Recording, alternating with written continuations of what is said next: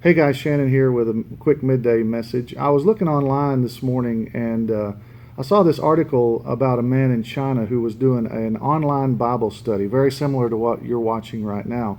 And he was fined $2,500 just for holding an online Bible study. Now that's in China, but even here in the United States, we've heard about several churches in California who are being fined because they're worshiping in person. They're worshiping live, and the government has told them they cannot do that. So we're seeing persecution not only all around the world, but even here in the United States, we're seeing more persecution of Christians who are practicing their faith.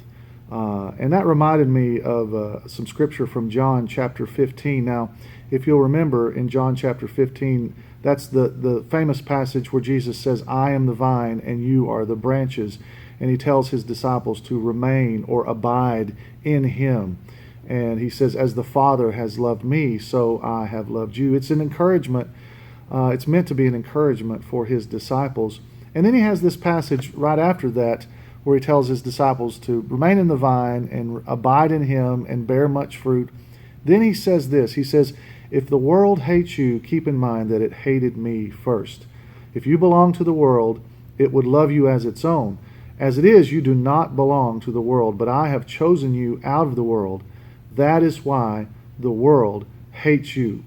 Remember what I told you, a servant is not greater than his master. If they persecuted me, they will persecute you also. If they obeyed my teaching, they will obey yours also, and they will treat you this way because of my name, for they do not know the one who sent me. I just want to hone in for just a second on that one phrase. If they persecuted me, they will persecute you also. I've heard the term pie in the sky religion sometimes given to Christianity, but that's not what Jesus teaches. He teaches that it's worth being his follower on this earth because of the rewards that we will have in heaven. But he doesn't promise it's going to be easy to follow him.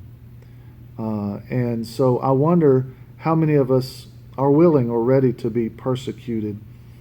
Sometimes we won't even talk about Jesus to our friends, much less be willing to suffer persecution. I think that God is beginning even now to sort of get his church in shape here in the United States. It's not bad. It's not like you're going to get killed for being a Christian. But it's not comfortable sometimes either. And so we need to understand and just accept the fact that, like Jesus said, sometimes because we belong to him, people are going to hate us. People are not going to like us because of what we represent, because of who we represent. He says they'll do this because they do not know the one who sent me. They do not know the Father, and because we represent the Father, they're going to hate us. So just be ready for that. Just be prepared that is going to be part of your walk with Jesus. And it's worth it. It is definitely worth it. But I'm afraid that those who maybe have a very shallow faith or maybe not a real faith at all, they're going to fall by the wayside. And we need to pray for them, pray for ourselves, and pray for those around the world who are being persecuted. Have a great day.